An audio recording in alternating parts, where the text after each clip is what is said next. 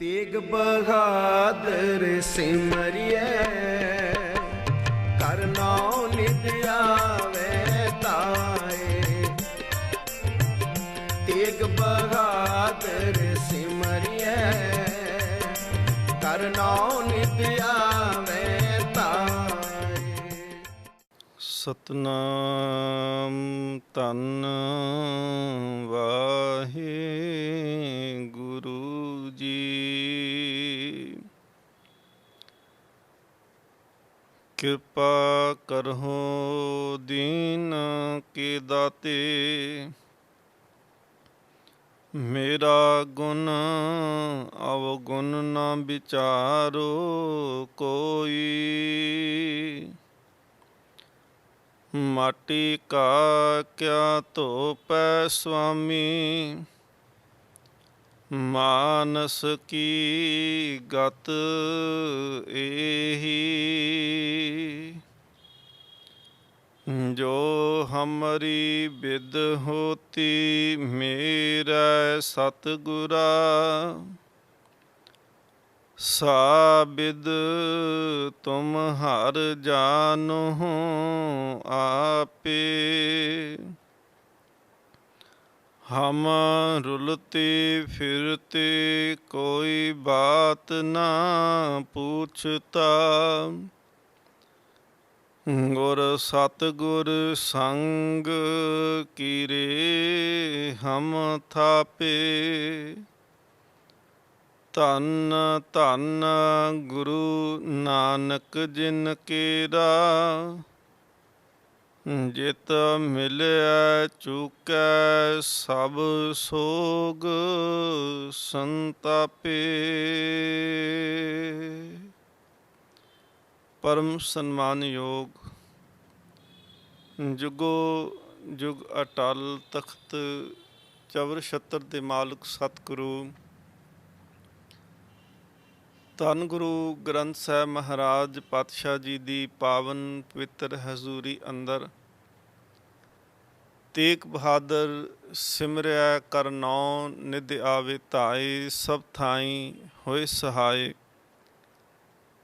ਸਤਿਗੁਰੂ ਗੁਰੂ ਤੇਗ ਬਹਾਦਰ ਮਹਾਰਾਜ ਜੀ ਦੇ 400 ਸਾਲਾ ਆਗਮਨ ਗੁਰਪੁਰਬ ਨੂੰ ਸਮਰਪਿਤ ਹੋ ਕੇ ਆਪ ਸੰਗਤ ਰੋਜ਼ਾਨਾ ਦੇਸ਼ ਅਤੇ ਵਿਦੇਸ਼ ਦੇ ਅੰਦਰ ਸਤਿਗੁਰੂ ਮਹਾਰਾਜ ਜੀ ਦੇ ਪਾਵਨ ਜੀਵਨ ਦੀ ਵਿਚਾਰ ਨੂੰ ਸਰਵਨ ਕਰ ਰਹੇ ਹੋ। ਸਤਿਗੁਰੂ ਕਿਰਪਾ ਕਰਨ ਆਓ ਫਤਿਹ ਦੀ ਸਾਂਝ ਕਰੀਏ। ਪਿਆਰ ਸਤਿਕਾਰ ਦੇ ਨਾਲ ਗੁਰੂ ਚਰਨਾਂ ਵਿੱਚ ਹਾਜ਼ਰੀ ਲਗਵਾਓ। ਵਾਹਿਗੁਰੂ ਜੀ ਕਾ ਖਾਲਸਾ, ਵਾਹਿਗੁਰੂ ਜੀ ਕੀ ਫਤਿਹ।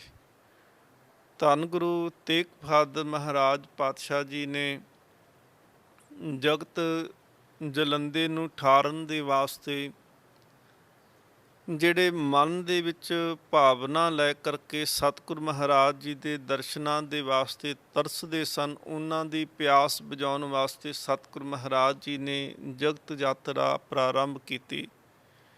ਮਹਾਰਾਜ ਆਨੰਦਪੁਰ ਸਾਹਿਬ ਤੋਂ ਤੁਰੇ, ਅਨੇਕਾਂ ਹੀ ਜੀਵਾਂ ਜਗਿਆਸੂਆਂ ਦਾ ਸਤਿਗੁਰੂ ਮਹਾਰਾਜ ਜੀ ਨੇ ਉਦਾਰ ਕੀਤਾ। ਉਹਨਾਂ ਦੀ ਭਾਵਨਾ ਨੂੰ ਸਤਿਗੁਰੂ ਮਹਾਰਾਜ ਜੀ ਨੇ ਫਲ ਲਾਉਣਾ ਕੀਤਾ। ਸਤਿਗੁਰੂ ਮਹਾਰਾਜ ਜੀ ਆਕੜ ਟਹਿਲਪੁਰਾ ਤੋਂ ਹੁੰਦਿਆਂ ਹੋਇਆਂ ਮਹਾਰਾਜ ਜਿਸ ਵੇਲੇ ਸੈਫਾਬਾਦ ਜਾਂਦੇ ਨੇ, ਸੈਫਾਬਾਦ ਦੇ ਵਿੱਚ ਸਤਿਗੁਰੂ ਮਹਾਰਾਜ ਜੀ ਦੇ ਚਰਨ ਜਿਹੜੇ ਸੀ ਉਹ ਸੈਫ ਖਾਂ ਨੇ ਸਤਿਗੁਰੂ ਮਹਾਰਾਜ ਜੀ ਦੇ ਚਰਨ ਪਰਸੇ। ਅੱਜ ਵੀ ਤੁਸੀਂ ਇਸ ਅਸਥਾਨ 'ਤੇ ਜਾਓ, ਇਸ ਅਸਥਾਨ ਦੇ ਉੱਪਰ ਗੁਰਦੁਆਰਾ ਬਹਾਦਰਗੜ੍ਹ ਜਿਹੜਾ ਹੈ ਉਹ ਸੁਭਾਏਮਾਨ ਹੈ, ਜਿੱਥੇ ਸਤਿਗੁਰੂ ਮਹਾਰਾਜ ਜੀ ਨੇ ਜਾ ਕੇ ਟਿਕਾਣਾ ਕੀਤਾ। ਸੈਫ ਖਾਨ ਦੇ ਨਾਲ ਸਤਿਗੁਰੂ ਮਹਾਰਾਜ ਜੀ ਦਾ ਬਹੁਤ ਅਤ ਦਾ ਪ੍ਰੇਮ ਬਣਿਆ। ਜਿਸ ਦਿਨ ਪਹਿਲੀ ਵਾਰੀ ਸੈਫ ਖਾਨ ਸਤਿਗੁਰੂ ਮਹਾਰਾਜ ਜੀ ਦੇ ਚਰਨ ਪਰਸਨ ਵਾਸਤੇ ਆਇਆ, ਸਤਿਗੁਰੂ ਮਹਾਰਾਜ ਜੀ ਦੀ ਮਹਿਮਾ ਇਸਨੇ ਮੂਸਾ ਰੋਪੜੀ ਦੇ ਕੋਲੋਂ ਸਰਵਣ ਕੀਤੀ ਸੀ। ਮੂਸਾ ਰੋਪੜੀ ਉਹ ਜਿਹੜਾ ਆਨੰਦਪੁਰ ਸਾਹਿਬ ਦੀ ਜਦੋਂ ਸਤਿਗੁਰੂ ਮਹਾਰਾਜ ਉਸਾਰੀ ਕਰਾਉਂਦੇ ਨੇ ਚੱਕ ਨਾਨਕੀ ਦੀ, ਅਤੇ ਉਹਨੇ ਸਵਾਲ ਕੀਤਾ ਸੀ ਕਿ ਫਕੀਰ ਹੋਵੇ ਅਤੇ ਜੰਜਾਲ ਕੈਸਾ। ਤੇ ਮਹਾਰਾਜ ਨੇ ਉਹਨੂੰ ਦੱਸਿਆ ਸੀ ਕਿ ਫਕੀਰ ਜਿਹੜਾ ਹੈ, ਵਿਰਾਗ ਜਿਹੜਾ ਹੈ, ਉਹ ਗ੍ਰਸਥ ਵਿੱਚ ਰਹਿੰਦਿਆਂ ਹੋਇਆਂ ਵੀ ਪ੍ਰਵਾਨ ਹੋ ਸਕਦਾ ਹੈ। ਸਤਿਗੁਰ ਮਹਾਰਾਜ ਸੱਚੇ ਪਾਤਸ਼ਾਹ ਜੀ ਨੇ ਕਿਰਪਾ ਕੀਤੀ। ਮੂਸਾ ਰੋਪੜੀ ਦੇ ਕੋਲੋਂ ਜਿਹੜਾ ਸੀ ਉਹ ਸੈਫ ਖਾਨ ਨੇ ਗੁਰੂ ਤੇਗ ਬਹਾਦਰ ਮਹਾਰਾਜ ਜੀ ਦੀ ਅਜ਼ਮਤ ਨੂੰ ਸੁਣਿਆ ਸੀ।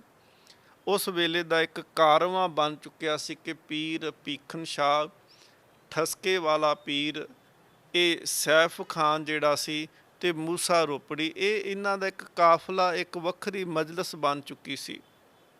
ਸਤਿਗੁਰ ਮਹਾਰਾਜ ਪਾਤਸ਼ਾਹ ਜੀ ਦੇ ਚਰਨ ਸੈਫ ਖਾਨ ਨੇ ਪਰਸੇ। ਸੈਫ ਖਾਨ ਜਿਹੜਾ ਹੈ ਇਹ ਅੰਗਰੇਜ਼ ਜਿਹੜਾ ਸਿਆਸਤ ਦੇ ਵਿੱਚ ਜਿਹੜਾ ਉਸ ਵੇਲੇ ਦੀ ਸਲਤਨਤ ਦਾ ਬਾਦਸ਼ਾਹ ਹੈ ਜਹਾਂਗੀਰ, ਇਹ ਸ਼ਾਹਜਹਾਨ ਦਾ ਜਿਹੜਾ ਸਾਧ ਸੰਗਤ ਜੀ ਇਹ ਸਾਂਢੂ ਵੀ ਹੈ। ਸੈਫ ਖਾਨ ਸ਼ਾਹਜਹਾਨ ਦਾ ਸਾਂਢੂ ਹੈ ਤੇ ਕਸ਼ਮੀਰ ਦਾ ਗਵਰਨਰ ਰਹਿ ਚੁੱਕਾ। ਔਰੰਗਜ਼ੇਬ ਨੇ ਇੱਕ ਤਰੀਕੇ ਦਾ ਦੇਸ਼ਨ ਕਾਲਾ ਦੇਣ ਵਾਸਤੇ, ਇੱਕ ਤਰੀਕੇ ਦਾ ਇਹਨਾਂ ਨੂੰ ਆਪਣੇ ਦੇਸ਼ 'ਚੋਂ ਸਜ਼ਾ ਦੇਣ ਵਾਸਤੇ ਔਰੰਗਜ਼ੇਬ ਨੇ 12 ਖੁਸ਼ਕ ਪਿੰਡ ਜਿਹੜੇ ਸਨ ਉਹ ਸੈਫ ਖਾਨ ਨੂੰ ਜਗੀਰ ਦੇ ਵਜੋਂ ਦੇ ਦਿੱਤੇ। ਪਰ ਸਾਧ ਸੰਗਤ ਜੀ ਜਿਹੜੇ ਨਾਮ ਜਪਣ ਵਾਲੇ ਹੁੰਦੇ ਨੇ ਉਹ ਜਿੱਥੇ ਮਰਜ਼ੀ ਜਾ ਕੇ ਬੈਠ ਜਾਣ, ਉੱਥੇ ਹੀ ਪ੍ਰਮਾਤਮਾ ਦੀ ਕਿਰਪਾ ਵਰਤ ਜਾਂਦੀ ਹੈ। ਤੁਸੀਂ ਸੰਸਾਰ ਦੇ ਵਿੱਚ ਦੇਖੋ ਕਿ ਬਹੁਤ ਸਾਰੇ ਐਸੇ ਰਜਵਾੜੇ ਹੋਏ ਨੇ ਜਿਨ੍ਹਾਂ ਨੇ ਆਪਣੇ ਕਿਲੇ ਬਣਾਏ, ਆਪਣੇ ਤਖਤ ਬਣਾਏ, ਤੇ ਉਹਨਾਂ ਤਖਤਾਂ ਦੇ ਉੱਪਰ ਬੈਠ ਕਰਕੇ ਉਹਨਾਂ ਬਹੁਤ ਸਾਰੇ ਦੁਨੀਆ ਦੇ ਰੰਗ ਤਮਾਸ਼ਿਆਂ ਨੂੰ ਜਿਹੜਾ ਸੀ ਉਹਨਾਂ ਨੇ ਮਾਣਿਆ, ਨਿਰਤ ਦੇਖੇ, ਰਾਗ ਰਤਨ ਸੁਣਿਆ, ਉਹਨਾਂ ਨੇ ਬਹੁਤ ਤਰ੍ਹਾਂ ਦੇ ਭੋਜਨ ਪਕਵਾਨ ਖਾਧੇ। ਪਰ ਅੱਜ ਉਹਨਾਂ ਦੇ ਜਿਹੜੇ ਉਹ ਮਹਿਲ ਮਾੜੀਆਂ 'ਚ ਜਾ ਕੇ ਦੇਖੋ, ਜਿਹੜੇ ਅੱਜ ਬਿਲਕੁਲ ਖੰਡਰ ਹੋ ਚੁੱਕੇ ਨੇ, ਕੇਵਲ ਪਸ਼ੂ ਤੇ ਪੰਛੀ ਉੱਥੇ ਰਹਿੰਦੇ ਨੇ।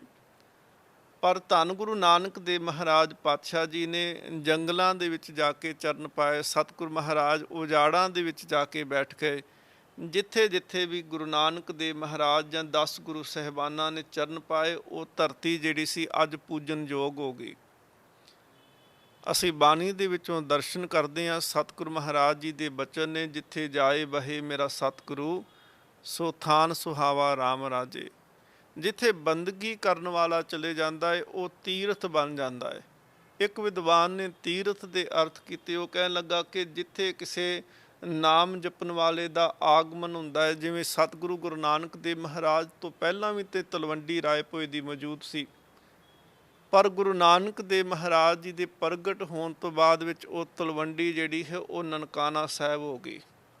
ਇੱਕ ਤਾਂ ਤੀਰਥ ਉਹ ਹੈ ਜਿੱਥੇ ਕਿਸੇ ਅਵਤਾਰੀ ਪੁਰਖ ਨੇ, ਨਾਮ ਜਪਣ ਵਾਲੇ ਨੇ ਜਨਮ ਅਵਤਾਰ ਧਾਰਨ ਕੀਤਾ, ਜਿਵੇਂ ਧੰਨ ਗੁਰੂ ਤੇਗ ਬਹਾਦਰ ਮਹਾਰਾਜ ਸੱਚੇ ਪਾਤਸ਼ਾਹ ਗੁਰੂ ਕੇ ਮਹਿਲ ਅੰਮ੍ਰਿਤਸਰ ਦੀ ਧਰਤੀ ਤੇ ਸਤਿਗੁਰ ਮਹਾਰਾਜ ਜੀ ਦਾ 1621 ਦੇ ਵਿੱਚ ਆਗਮਨ ਹੋਇਆ ਤੇ ਉਹ ਅੱਜ ਸਾਡਾ ਤੀਰਥ ਹੈ। ਦੂਸਰਾ ਤੀਰਥ ਉਹਨੂੰ ਆਖਦੇ ਨੇ ਕਿ ਜਿਸ ਧਰਤੀ ਦੇ ਉੱਤੇ ਕਿਸੇ ਨੇ ਬੈਠ ਕਰਕੇ ਨਾਮ ਜਪਿਆ ਹੋਵੇ। ਤੀਸਰਾ ਤੀਰਥ ਉਹਨੂੰ ਆਖਦੇ, ਜਿਵੇਂ ਦੂਸਰੇ ਤੀਰਥ ਦੀ ਨਾਮ ਜਪਣ ਦੀ ਗੱਲ ਕੀਤੀ, ਬਾਬਾ ਬਕਾਲਾ ਸਾਹਿਬ ਦੀ ਧਰਤੀ, ਜਿੱਥੇ ਧੰਨ ਗੁਰੂ ਤੇਗ ਬਹਾਦਰ ਮਹਾਰਾਜ ਜੀ 26 ਸਾਲ 9 ਮਹੀਨੇ 13 ਦਿਨ ਮਹਾਰਾਜ ਦਾ ਉੱਥੇ ਤਪ, ਉੱਥੇ ਉਹਨਾਂ ਦੀ ਕਰਮ ਭੂਮੀ ਹੈ। ਤੀਸਰਾ ਜਿਹੜਾ ਹੈ ਉਹਨੂੰ ਤੀਰਥ ਆਖਦੇ ਨੇ ਜਿੱਥੇ ਵਿਸ਼ੇਸ਼ ਕੌਤਕ ਕੋਈ ਵਰਤਿਆ ਹੋਵੇ, ਉਹਨੂੰ ਵੀ ਤੀਰਥ ਆਖਦੇ ਨੇ। ਜਿਵੇਂ ਧੰਨ ਗੁਰੂ ਨਾਨਕ ਦੇਵ ਮਹਾਰਾਜ ਪਾਤਸ਼ਾਹ ਹਸਨ ਅਬਦਾਲ ਜਾਂਦੇ ਨੇ, ਵਲੀ ਕੰਧਾਰੀ ਉੱਤੋਂ ਪੱਥਰ ਸੁੱਟਦਾ ਹੈ ਤੇ ਸਤਿਗੁਰ ਮਹਾਰਾਜ ਪੰਜੇ ਦੇ ਨਾਲ ਪੱਥਰ ਰੋਕਦੇ ਨੇ ਤੇ ਪੰਜਾ ਸਤਿਗੁਰ ਮਹਾਰਾਜ ਜੀ ਦਾ ਉਸ ਪੱਥਰ ਤੇ ਛਪਦਾ ਹੈ। ਇਹ ਵੀ ਤੀਰਥ ਹੈ।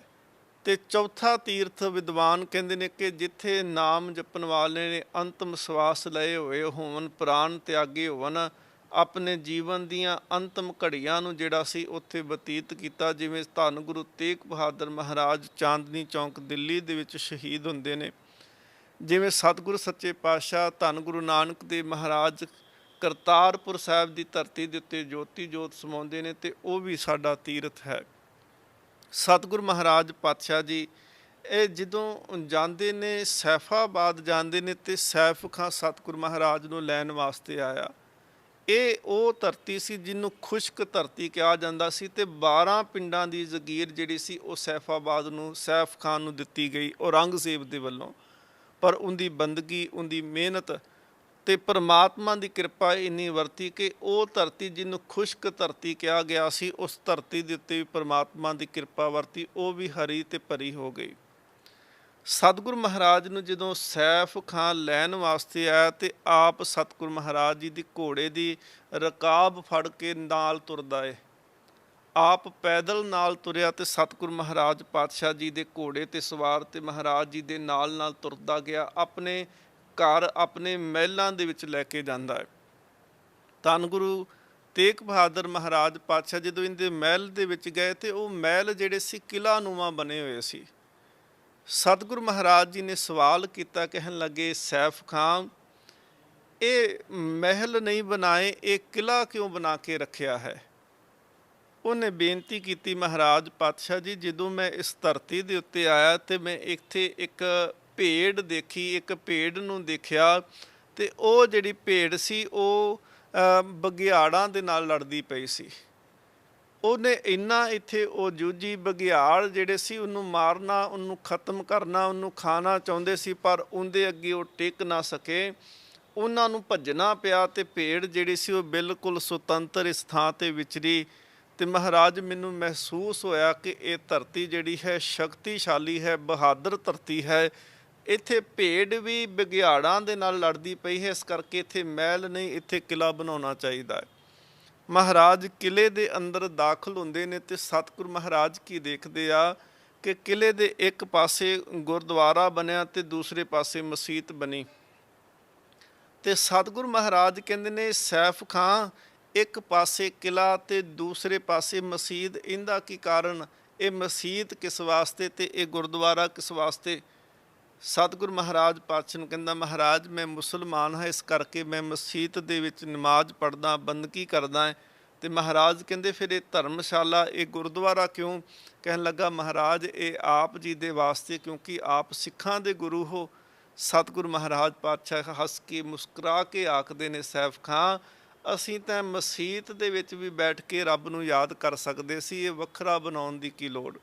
ਦੇਖੋ ਸਤਿਗੁਰ ਮਹਾਰਾਜ ਜੀ ਦੀ ਖੁੱਲ੍ਹ ਦਿਲੀ ਕਿ ਮਹਾਰਾਜ ਪਾਤਸ਼ਾਹ ਕਹਿੰਦੇ ਨੇ ਕਿ ਸੈਫ ਖਾਂ, ਸਾਡੇ ਵਾਸਤੇ ਜਿਵੇਂ ਸੂਰਜ ਦੇ ਵਾਸਤੇ ਕੋਈ ਧਰਤੀ ਵਿਸ਼ੇਸ਼ ਨਹੀਂ, ਉਹ ਸਾਰਿਆਂ ਦੇ ਉੱਤੇ ਬਰਾਬਰ ਦਾ ਚਾਨਣ ਤੇ ਪ੍ਰਕਾਸ਼ ਜਿਹੜਾ ਹੈ ਉਹ ਪੈਦਾ ਕਰਦਾ ਹੈ, ਉਹਨਾਂ ਨੂੰ ਪ੍ਰਕਾਸ਼ ਦਿੰਦਾ ਹੈ। ਇਸੇ ਤਰ੍ਹਾਂ ਗੁਰੂ ਜਿਹੜਾ ਹੈ ਉਹ ਇੰਨਾ ਬੇਅੰਤ ਤੇ ਇੰਨੇ ਵੱਡੇ ਜਿਗਰੇ ਵਾਲਾ ਹੈ, ਉਹਦੇ ਵਾਸਤੇ ਆ ਜਿਵੇਂ ਅਸੀਂ ਵੰਡੀਆਂ ਦੇ ਵਿੱਚ ਵੰਡੇ ਪਏ ਹਾਂ ਕਿ ਆਹ ਛੋਟਾ, ਆਹ ਵੱਡਾ, ਆਹ ਨੀਵੀਂ ਜਾਤ, ਆਹ ਉੱਚੀ ਜਾਤ, ਸਤਿਗੁਰੂ ਮਹਾਰਾਜ ਪਾਤਸ਼ਾਹ ਜੀ ਦਾ ਬਿਲਕੁਲ ਜੀਵਨ ਇਸ ਤਰ੍ਹਾਂ ਦਾ ਨਹੀਂ। ਧੰਨ ਗੁਰੂ ਨਾਨਕ ਦੇਵ ਮਹਾਰਾਜ ਪਾਤਸ਼ਾਹ ਜੀ ਦੇ ਸਾਥੀ ਰਹੇ ਨੇ ਭਾਈ ਮਰਦਾਨਾ ਸਾਹਿਬ ਜੀ। ਉਹਨਾਂ ਦੇ ਜੀਵਨ ਦੇ ਵਿੱਚ ਇੱਕ ਬੜੀ ਸੁੰਦਰ ਸਾਖੀ। ਭਾਈ ਮਰਦਾਨਾ ਆਪਣੇ ਘਰੇ ਪਰਤ ਕੇ ਆਉਂਦੇ ਨੇ ਤੇ ਘਰ ਵਾਲੀ ਜਿਹੜੀ ਸੀ ਉਹਨਾਂ ਦੀ ਗੱਲਾਂ ਕਰਦਿਆਂ ਉਹਨੇ ਇਹ ਬਚਨ ਭਾਈ ਮਰਦਾਨਾ ਜੀ ਨੂੰ ਕਹਿਣ ਲੱਗੇ ਕਿ ਮੇਰੀਆਂ ਮੁਸਲਮਾਨ ਸਹੇਲੀਆਂ ਮੈਨੂੰ ਤਾਨੇ ਮਾਰਦੀਆਂ ਨੇ ਕਿ ਤੇਰਾ ਘਰ ਵਾਲਾ ਮਰਦਾਨਾ ਆ ਦੇਖ ਕਿਵੇਂ ਹਿੰਦੂਆਂ ਦੇ ਪਿੱਛੇ, ਖੱਤਰੀਆਂ ਦੇ ਪਿੱਛੇ ਰਬਾਬ ਚੁੱਕੀ ਫਿਰਦਾ ਹੈ, ਉਹਨਾਂ ਦੇ ਤਰਾਨੇ ਗਾਈ ਜਾਂਦਾ ਹੈ, ਕਿ ਉਹਨੂੰ ਪਤਾ ਨਹੀਂ ਕਿ ਮੁਸਲਮਾਨ ਹੋ ਕਰਕੇ ਕਾਫਰਾਂ ਦੇ ਪਿੱਛੇ ਜਾਣਾ ਹੈ। ਭਾਈ ਮਰਦਾਨੇ ਨੇ ਕਿਹਾ ਕਿ ਫਿਰ ਤੂੰ ਕੀ ਆਖਿਆ? ਕਹਿਣ ਲੱਗੀ ਕਿ ਮੈਂ ਇਹ ਕਿਹਾ ਕਿ ਬਿਲਕੁਲ ਇਹ ਤਾਂ ਉਹਨਾਂ ਦੀਆਂ ਕਈਆਂ ਗੱਲਾਂ ਸੱਚ ਸੀ, ਇਸ ਕਰਕੇ ਮੈਨੂੰ ਚੁੱਪ ਹੋਣਾ ਪਿਆ। ਮੈਂ ਸੋਚਿਆ ਕਿ ਬਿਲਕੁਲ ਇਹ ਠੀਕ ਆਖਦੀਆਂ ਨੇ। ਭਾਈ ਮਰਦਾਨੇ ਨੇ ਕਿਹਾ ਕਿ ਨਹੀਂ, ਬਿਲਕੁਲ ਤੂੰ ਗਲਤ ਸੋਚਿਆ। ਕਹਿਣ ਲੱਗੀ ਕਿਵੇਂ? ਕਹਿਣ ਲੱਗਾ, ਗੁਰੂ ਨਾਨਕ ਦੇਵ ਮਹਾਰਾਜ ਪਾਤਸ਼ਾਹ ਜੀ ਨਾ ਤਾਂ ਉਹ ਹਿੰਦੂ ਨੇ ਤੇ ਨਾ ਉਹ ਮੁਸਲਮਾਨ ਨੇ, ਉਹ ਤਾਂ ਖੁਦਾ ਤੇ ਰਾਮ ਦਾ ਰੂਪ ਨੇ, ਉਹ ਤਾਂ ਸਾਰਿਆਂ ਨੂੰ ਇੱਕੋ ਹੀ ਨਿਗਾਹ ਦੇ ਨਾਲ ਦੇਖਦੇ ਨੇ। ਉਹ ਤਾਂ ਇਵੇਂ ਆ ਜਿਵੇਂ ਸੂਰਜ ਦਾ ਪ੍ਰਕਾਸ਼ ਹੋਵੇ, ਜਿਵੇਂ ਅਸਮਾਨ ਹੋਵੇ, ਉਹ ਸਾਰੇ ਥਾਵਾਂ 'ਤੇ ਦਿਖਾਈ ਦਿੰਦਾ ਹੈ।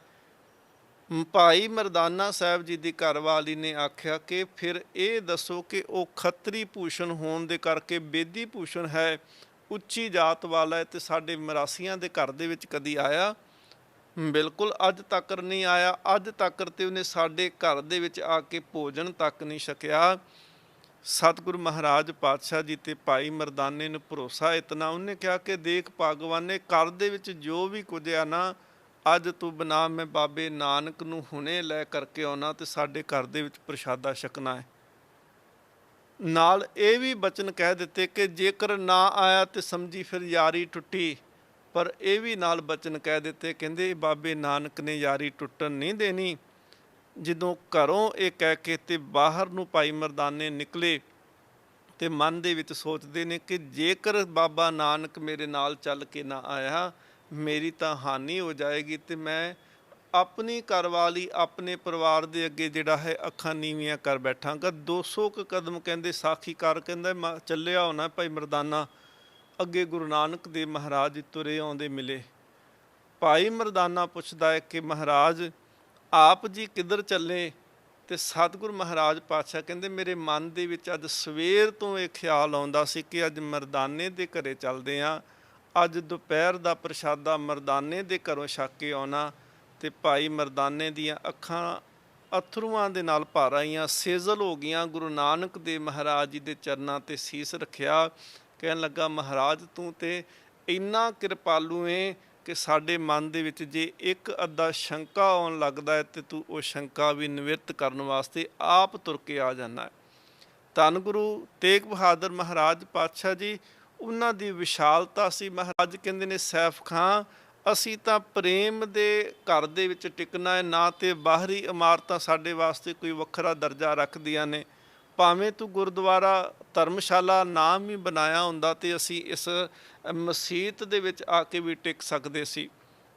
ਸਤਿਗੁਰ ਮਹਾਰਾਜ ਜੀ ਦੇ ਫਿਰ ਇਹ ਸੈਫ ਖਾਂ ਜਿਹੜਾ ਸੀ ਇਹ ਰਕਾਬ ਨੂੰ ਪਕੜ ਕਰਕੇ ਤੇ ਆਪਣੇ ਮਹਿਲਾਂ ਤੱਕ ਆਪਣੇ ਘਰ ਤੱਕ ਲੈ ਕੇ ਗਿਆ। ਸਤਿਗੁਰ ਮਹਾਰਾਜ ਜੀ ਦਾ ਉਤਾਰਾ ਕਰਵਾਇਆ। ਮਾਤਾ ਗੁਜਰੀ ਜੀ ਜਿਹੜੇ ਸੀ ਉਹ ਨਾਲ ਸੀ। ਸਤਿਗੁਰ ਮਹਾਰਾਜ ਜੀ ਦੇ ਮਹਿਲ ਜਿਹੜੇ ਸੀ ਉਹ ਵੀ ਇਸ ਦੇ ਘਰ ਤੱਕ ਗਏ ਤੇ ਅੰਦਰ ਜਾ ਕਰਕੇ ਉਤਾਰਾ ਕਰਵਾਇਆ।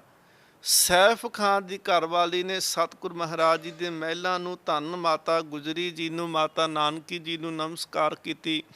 ਬੜੇ ਕੀਮਤੀ ਬਸਤਰ ਭੇਟ ਕੀਤੇ, ਬਹੁਤ ਕੀਮਤੀ ਜੇਵਰ ਭੇਟ ਕੀਤੇ।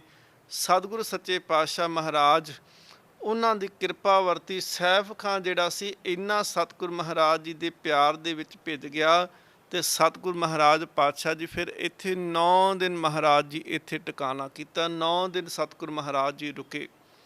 ਸਤਿਗੁਰ ਮਹਾਰਾਜ ਜੀ ਇੱਥੋਂ ਚੱਲੇ।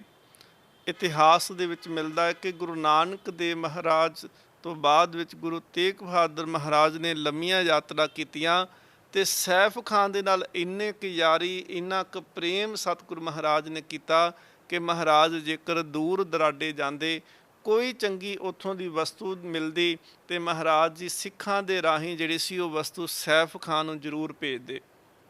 ਸਤਿਗੁਰ ਮਹਾਰਾਜ ਜੀ ਦੇ ਇੱਕ ਮੰਗੇਰ ਦੇ ਹੁਕਮਨਾਮੇ ਦੇ ਵਿੱਚ ਮਿਲਦਾ ਹੈ ਕਿ ਸਤਿਗੁਰ ਮਹਾਰਾਜ ਜੀ ਨੇ ਕਿਹਾ ਕਿ ਬਹੁਤ ਅੱਛੇ 5 ਬਾਸੇਨ ਅੱਛੇ ਜਿਹੜੇ ਸੀ ਉਹ ਸੈਫ ਖਾਂ ਨੂੰ ਭੇਜਣੇ। ਤੇ ਮਹਾਰਾਜ ਉਸ ਹੁਕਮਨਾਮੇ 'ਚ ਲਿਖਦੇ ਨੇ ਕਿ ਸਿੱਖਾਂ ਨੂੰ, ਭਾਈ ਦਿਆਲਾ ਜੀ ਨੂੰ, ਕਿ ਇਹ 5 ਬਾਸਨ ਜਿਹੜੇ ਹਨ, 5 ਸੋਹਣੇ ਜਿਹੇ ਬਰਤਨ ਜਿਹੜੇ ਨੇ ਇਹ ਕਲਿਆਣੇ ਦੀ ਧਰਮਸ਼ਾਲਾ ਦਿੱਲੀ ਭੇਜਦੇ ਨੇ ਤੇ ਉਹਨਾਂ ਨੂੰ ਕਹਿਣਾ ਕਿ ਇਹ ਸੈਫ ਖਾਂ ਨੂੰ ਸੈਫਾਬਾਦ ਜਾ ਕੇ ਉਹਨੂੰ ਦੇ ਕੇ ਆਉਣ। ਸਤਿਗੁਰ ਮਹਾਰਾਜ ਫਿਰ ਇਸ ਅਸਥਾਨ 'ਤੇ ਰੁਕੇ। ਇੱਥੇ ਸਤਿਗੁਰ ਮਹਾਰਾਜ ਬਹੁਤ ਵਾਰ ਆਏ ਤੇ ਸਤਿਗੁਰ ਮਹਾਰਾਜ ਜੀ ਨੇ ਇੱਥੇ ਆ ਕੇ ਸੈਫ ਖਾਂ ਦੇ ਨਾਲ ਬਹੁਤ ਪ੍ਰੇਮ ਜਿਹੜਾ ਸੀ ਉਹਨੇ ਮਾਣਿਆ, ਗੁਰੂ ਸਤਿਗੁਰ ਮਹਾਰਾਜ ਜੀ ਦਾ। ਤੇ ਇਸ ਅਸਥਾਨ ਦੇ ਉੱਪਰ ਹੀ ਸਤਿਗੁਰ ਮਹਾਰਾਜ ਜਿੱਥੇ ਆ ਕੇ ਟਿਕਾਣਾ ਕੀਤਾ, ਇਸ ਅਸਥਾਨ 'ਤੇ ਹੀ ਗੁਰਦੁਆਰਾ ਬਹਾਦਰਗੜ੍ਹ ਜਿਹੜਾ ਹੈ ਉਹ ਸੁਭਾਏਮਾਨ ਹੈ।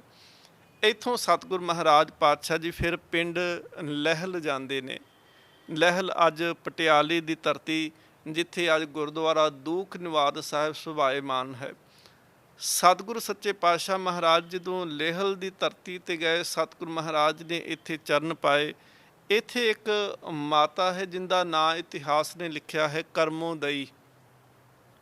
ਕਰਮੋਦਈ ਨੇ ਸਤਿਗੁਰੂ ਮਹਾਰਾਜ ਜੀ ਦੇ ਚਰਨਾਂ ਦੇ ਵਿੱਚ ਆ ਕੇ ਬੇਨਤੀ ਕੀਤੀ ਕਿ ਮਹਾਰਾਜ ਇਸ ਇਲਾਕੇ ਦੇ ਅੰਦਰ ਚੇਚਕ ਨੇ ਜਿਹੜਾ ਹੈ ਬਹੁਤ ਲੋਕਾਂ ਨੂੰ ਬੇਹਾਲ ਕੀਤਾ ਹੈ। ਚੇਚਕ ਦੇ ਕਾਰਨ ਸਤਿਗੁਰੂ ਮਹਾਰਾਜ ਜੀ ਲੋਕਾਂ ਦਾ ਜੀਵਨ ਜਿਹੜਾ ਹੈ ਉਹ ਬਹੁਤ ਬਿਮਾਰੀ ਦੇ ਨਾਲ ਲੋਕ ਪੀੜਤ ਨੇ, ਆਪ ਕਿਰਪਾ ਕਰੋ ਸਤਿਗੁਰੂ ਮਹਾਰਾਜ ਪਾਤਸ਼ਾਹ ਜੀ ਇਸ ਬਿਮਾਰੀ ਤੋਂ ਨਿਜਾਤ ਮਿਲ ਸਕੇ। ਧੰਨ ਗੁਰੂ ਹਰਿਕ੍ਰਿਸ਼ਨ ਸੱਚੇ ਪਾਤਸ਼ਾਹ ਮਹਾਰਾਜ ਜਦੋਂ ਦਿੱਲੀ ਗਏ ਸਨ, ਉੱਥੇ ਵੀ ਚੇਚਕ ਦਾ ਜਿਹੜਾ ਰੋਗ ਸੀ ਉਹ ਬਹੁਤ ਜ਼ਿਆਦਾ ਫੈਲਿਆ ਹੋਇਆ ਸੀ, ਜਿਸ ਰੋਗ ਦੇ ਕਰਕੇ ਸਤਿਗੁਰੂ ਮਹਾਰਾਜ ਜੀ ਨੇ ਆਪਣੇ ਚਰਨ ਪਹੁਲ ਜਿਹੜੀ ਸੀ ਉੱਥੇ ਦਿੱਲੀ ਨਿਵਾਸੀ ਸੰਗਤਾਂ ਨੂੰ ਦੇਣਾ ਕੀਤੀ। ਜਿੰਦੇ ਕਰਕੇ ਸੰਗਤ ਦਾ ਜਿਹੜਾ ਰੋਗ ਸੀ ਉਹ ਨਿਵਰਤ ਹੋਇਆ।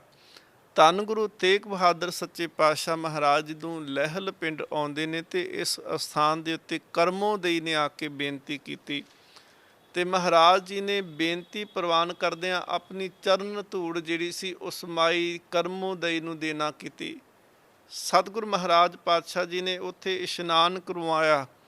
ਉਸ ਅਸਥਾਨ ਦੇ ਉੱਪਰ ਫਿਰ ਕਰਮੋਦਈ ਦਾ ਜਿਹੜਾ ਰੋਗ ਸੀ ਉਹ ਨਿਵਰਤ ਹੋਇਆ, ਉਹਦੀ ਚੇਚਕ ਠੀਕ ਹੁੰਦੀ ਏ। ਕਰਮੋਦਈ ਦੀ ਚੇਚਕ ਠੀਕ ਹੋਣ ਤੋਂ ਬਾਅਦ ਵਿੱਚ ਬਹੁਤ ਸਾਰੇ ਲਾਗੇ ਇਲਾਕੇ ਦੇ ਜਿਹੜੇ ਨਗਰ ਸਨ, ਬਹੁਤ ਸਾਰੇ ਲੋਕ ਉੱਥੇ ਆਏ, ਸਤਿਗੁਰ ਮਹਾਰਾਜ ਜੀ ਦੇ ਚਰਨ ਪਰਸੇ। ਸਤਿਗੁਰ ਮਹਾਰਾਜ ਜੀ ਨੇ ਉੱਥੇ ਨਾਮ ਦੀ ਦਾਤ ਵੰਡੀ, ਸਤਿਗੁਰ ਮਹਾਰਾਜ ਜੀ ਨੇ ਕਿਰਪਾ ਕੀਤੀ। ਅੱਜ ਵੀ ਉਸ ਅਸਥਾਨ ਦੇ ਉੱਪਰ ਜਦੋਂ ਕੋਈ ਸ਼ਰਧਾ ਤੇ ਭਾਵਨਾ ਦੇ ਨਾਲ ਜਾਂਦਾ ਹੈ ਤੇ ਉਸ ਦੀ ਭਾਵਨਾ ਫਲੀਭੂਤ ਹੁੰਦੀ ਹੈ, ਕਿਉਂਕਿ ਗੁਰੂ ਅਸਥਾਨਾਂ ਦੇ ਉੱਤੇ ਗੁਰੂ ਕੀ ਕਿਰਪਾ ਜਿਹੜੀ ਹੈ ਉਹ ਹਮੇਸ਼ਾ ਵਰਤਦੀ ਰਹਿੰਦੀ। ਇਹ ਨਹੀਂ ਕਿ ਉਹ ਕਿਰਪਾ ਉਦੋਂ ਸੀ ਜਦੋਂ ਗੁਰੂ ਤੇਗ ਬਹਾਦਰ ਮਹਾਰਾਜ ਗਏ ਸੀ। ਧੰਨ ਗੁਰੂ ਰਾਮਦਾਸ ਮਹਾਰਾਜ ਜੀ ਦੇ ਅਸਥਾਨ ਦੇ ਬਾਰੇ ਜਦੋਂ ਅਸੀਂ ਭਾਈ ਗੁਰਦਾਸ ਸਾਹਿਬ ਜੀ ਲਿਖਦੇ ਆ ਕਿ ਬੈਠਾ ਸੋਢੀ ਪਾਤਸ਼ਾਹ ਰਾਮਦਾਸ ਸਤਿਗੁਰੂ ਕਹਾਵੇ। ਗੁਰੂ ਰਾਮਦਾਸ ਮਹਾਰਾਜ ਜੀ ਨੂੰ ਇਹ ਨਹੀਂ ਲਿਖਿਆ ਕਿ ਬੈਠਾ ਸੀ, ਲਿਖਣ ਲੱਗੇ ਭਾਈ ਗੁਰਦਾਸ ਆਖਦੇ ਨੇ ਕਿ ਬੈਠਾ ਹੈ, ਬੈਠਾ ਸੋਢੀ ਪਾਤਸ਼ਾਹ।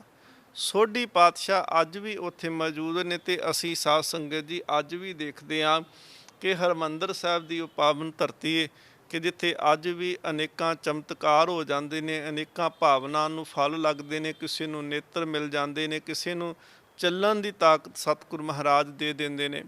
ਪਿੱਛੇ ਜੇ ਆਪ ਸੰਗਤ ਨੇ, ਸ਼ਾਇਦ ਆਪ ਜੀ ਨੂੰ ਪਤਾ ਹੋਵੇ ਕਿ ਪੰਜੋਖੜਾ ਸਾਹਿਬ ਦੀ ਧਰਤੀ, ਜਿੱਥੇ ਧੰਨ ਗੁਰੂ ਹਰਕ੍ਰਿਸ਼ਨ ਮਹਾਰਾਜ ਪਾਤਸ਼ਾਹ ਜੀ ਨੇ ਪੰਡਤ ਲਾਲ ਚੰਦ ਦੇ ਹੰਕਾਰ ਨੂੰ ਤੋੜਿਆ। ਜਿਹੜਾ ਹੰਕਾਰ ਕਰਕੇ ਆਇਆ ਸੀ ਕਿ ਗੀਤਾ ਜਿਹੜੀ ਹੈ ਤੁਸੀਂ ਸੁਣਾ ਸਕਦੇ ਹੋ, ਉਹਦੇ ਅਰਥ ਸਮਝਾ ਸਕਦੇ ਹੋ। ਸਤਿਗੁਰੂ ਮਹਾਰਾਜ ਪਾਤਸ਼ਾਹ ਜੀ ਨੇ ਕਿਹਾ ਸੀ ਕਿ ਅਸੀਂ ਸੁਣਾਵਾਂਗੇ ਤੇ ਸ਼ਾਇਦ ਹੋ ਸਕਦਾ ਹੈ ਕਿ ਤੂੰ ਕਹੇਂਗਾ ਕਿ ਇਹਨਾਂ ਨੇ ਪੜ੍ਹੀ ਹੋਏਗੀ ਤੇ ਅਰਥ ਆਉਂਦੇ ਹੋਣਗੇ। ਤੇ ਧੰਨ ਗੁਰੂ ਹਰਕ੍ਰਿਸ਼ਨ ਮਹਾਰਾਜ ਨੇ ਕਿਹਾ ਸੀ ਕਿ ਜਿੰਦੇ ਤੇ ਤੈਨੂੰ ਭਰੋਸਾ ਹੈ ਕਿ ਅਸੀਂ ਉਹਦੇ ਤੋਂ ਇਹ ਅਰਥ ਕਰਵਾ ਦਿੰਦੇ ਹਾਂ, ਤੂੰ ਕਿਸੇ ਨੂੰ ਵੀ ਲੈ ਕੇ ਆ, ਅਸੀਂ ਉਹਦੇ ਤੋਂ ਗੀਤਾ ਦੇ ਅਰਥ ਕਰਵਾਵਾਂਗੇ। ਤੇ ਸਤਿਗੁਰੂ ਮਹਾਰਾਜ ਜੀ ਦੇ ਸਾਹਮਣੇ ਛੱਜੂ ਝੀਵੜ ਨੂੰ ਲੈ ਕਰਕੇ ਆਇਆ ਸੀ, ਜਿਹੜਾ ਚੰਗੀ ਤਰ੍ਹਾਂ ਨਾ ਤੇ ਬੋਲ ਸਕਦਾ ਸੀ ਨਾ ਸੁਣ ਸਕਦਾ ਸੀ। ਤੇ ਗੁਰੂ ਹਰਕ੍ਰਿਸ਼ਨ ਮਹਾਰਾਜ ਜੀ ਦੀ ਅਜ਼ਮਤ ਉੱਥੇ ਵਰਪਰੀ, ਕਿਰਪਾ ਸਤਿਗੁਰੂ ਮਹਾਰਾਜ ਜੀ ਦੀ ਹੋਈ। ਛੱਜੂ ਝੀਵੜ ਨੇ ਉਸ ਸਥਾਨ ਤੇ ਗੁਰਬਾਣੀ ਉਸ ਗੀਤਾ ਦੇ ਅਰਥ ਐਸੇ ਕਰਕੇ ਸੁਣਾਏ ਕਿ ਲਾਲ ਚੰਦ ਜਿਹੜਾ ਸੀ ਹੰਕਾਰ ਕਰਕੇ ਉੱਚਾ ਹੋ ਕੇ ਆਕੜਿਆ, ਉਹ ਸਤਿਗੁਰੂ ਮਹਾਰਾਜ ਜੀ ਦੇ ਚਰਨਾਂ 'ਚ ਸੀਸ ਨਵਾਇਆ। ਉਸ ਅਸਥਾਨ ਦੇ ਉੱਪਰ ਇੱਕ ਜਨਮ ਤੋਂ ਗੂੰਗੀ ਬੱਚੀ ਜਿਹੜੀ ਸੀ ਉਹਦੀ ਆਵਾਜ਼ ਪਰਤ ਕੇ ਆਏ।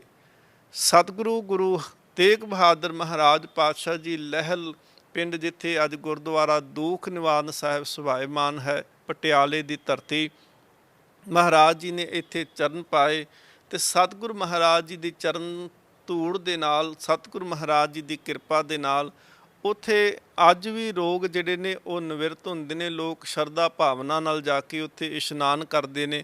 ਖਾਸ ਕਰਕੇ ਪੰਚਮੀ ਦਾ ਦਿਹਾੜਾ ਉੱਥੇ ਮਨਾਇਆ ਜਾਂਦਾ ਹੈ ਤੇ ਸੰਗਤ ਜਿਹੜੀ ਹੈ ਉਹ ਸਤਿਗੁਰੂ ਮਹਾਰਾਜ ਨੂੰ ਅੱਜ ਵੀ ਮਹਿਸੂਸ ਕਰਦੀ ਹੈ ਕਿ ਮਹਾਰਾਜ ਗੁਰੂ ਤੇਗ ਬਹਾਦਰ ਦੀ ਕਿਰਪਾ, ਮਹਾਰਾਜ ਜੀ ਦੀ ਇੱਥੇ ਬਖਸ਼ਿਸ਼ ਵਰਤਦੀ ਹੈ। ਸੋ ਸਾਧ ਸੰਗਤ, ਧੰਨ ਗੁਰੂ ਤੇਗ ਬਹਾਦਰ ਮਹਾਰਾਜ ਜੀ ਦੇ ਚਰਨ ਕਰਮੋਦਈ ਨੇ ਪਰਸੇ। ਬਾਅਦ ਵਿੱਚ ਉਸ ਅਸਥਾਨ ਦੀ ਸੇਵਾ ਜਿਹੜੀ ਸੀ ਮਹਾਰਾਜਾ ਕਰਮ ਸਿੰਘ ਹੋਣਾ ਨੇ ਕਰਵਾਈ ਤੇ ਸਤਿਗੁਰੂ ਮਹਾਰਾਜ ਜੀ ਦਾ ਉਹ ਅਸਥਾਨ ਜਿਹੜਾ ਸੀ ਮੋਤੀ ਬਾਗ ਅਸਥਾਨ ਵੀ ਬਣਾਉਣਾ ਕੀਤਾ, ਗੁਰਦੁਆਰਾ ਦੂਖ ਨਿਵਾਰਨ ਸਾਹਿਬ ਜੀ ਦੀ ਸੇਵਾ ਵੀ ਕਰਵਾਈ। ਅੱਜ ਵੀ ਸਾਨੂੰ ਭਰੋਸਾ ਤੇ ਯਕੀਨ ਰੱਖਣ ਦੀ ਲੋੜ ਹੈ ਕਿ ਇੱਕ ਗੁਰੂ ਹੀ ਹੈ ਜਿਹੜਾ ਸੰਸਾਰ ਨੂੰ, ਵਿਸ਼ਵ ਨੂੰ ਸ਼ਾਂਤੀ ਦੇ ਸਕਦਾ ਹੈ। ਅਰਦਾਸ ਕਰਿਆ ਕਰੋ ਕਿ ਸਤਿਗੁਰੂ ਮਹਾਰਾਜ ਜਗਤ ਜਲੰਦਾ ਰੱਖ ਲੈ, ਜਗਤ ਸੜਦਾ ਪਿਆ ਹੈ, ਆਪ ਕਿਰਪਾ ਮਿਹਰ ਦੀ ਨਿਗਾਹ ਕਰੋ, ਇਸ ਜਗਤ ਸੜਦੇ ਬਲਦੇ ਨੂੰ ਰੱਖ ਲਿਵੋ, ਜਗਤ ਜਲੰਦਾ ਰੱਖ ਲੈ, ਆਪਣੀ ਕਿਰਪਾ ਧਾਰ, ਜਿੱਤ ਦੁਆਰੇ ਉਭਰੇ ਤਿੱਤੇ ਲਿਹੇ ਉਭਾਰ। ਗੁਰੂ ਕਿਰਪਾ ਕਰੇ ਵਿਸ਼ਵ ਦੇ ਵਿੱਚ ਫਿਰ ਉਸੇ ਤਰ੍ਹਾਂ ਸ਼ਾਂਤੀ ਰਵਾਨਗੀ ਆ ਸਕੇ, ਇਹ ਰੋਗ ਮੁਕਤ ਹੋ ਸਕੇ, ਜੀਵਨ ਜਿਹੜਾ ਹੈ ਸੁਖਾਲਾ ਹੋ ਸਕੇ। ਗੁਰੂ ਚਰਨਾਂ ਵਿੱਚ ਅਰਦਾਸ ਜ਼ਰੂਰ ਕਰੋ। ਬੋਲਦਿਆਂ ਹੋਇਆਂ ਬੇਅੰਤ ਭੁੱਲਾਂ ਦੀ ਖਿਮਾ। ਸਤਿਗੁਰੂ ਮਹਾਰਾਜ ਜੀ ਦੇ ਜੀਵਨ ਦਾ ਅਗਲੇਰਾ ਇਤਿਹਾਸ ਅਗਲੇ ਦੀਵਾਨ ਦੇ ਵਿੱਚ ਸਰਵਣ ਕਰਾਂਗੇ। ਫਤਿਹ ਪ੍ਰਵਾਨ ਕਰੋ। ਵਾਹਿਗੁਰੂ ਜੀ ਕਾ ਖਾਲਸਾ, ਵਾਹਿਗੁਰੂ ਜੀ ਕੀ ਫਤਿਹ। ਤੇਗ ਬਹਾਦਰ ਸਿਮਰਿਐ ਕਰਨੋ ਨਿਤ ਆਵੇ ਤਾਏ। ਤੇਗ ਬਹਾਦਰ ਸਿਮਰਿਐ ਕਰਨੋ ਨਿਤ ਆਵੇ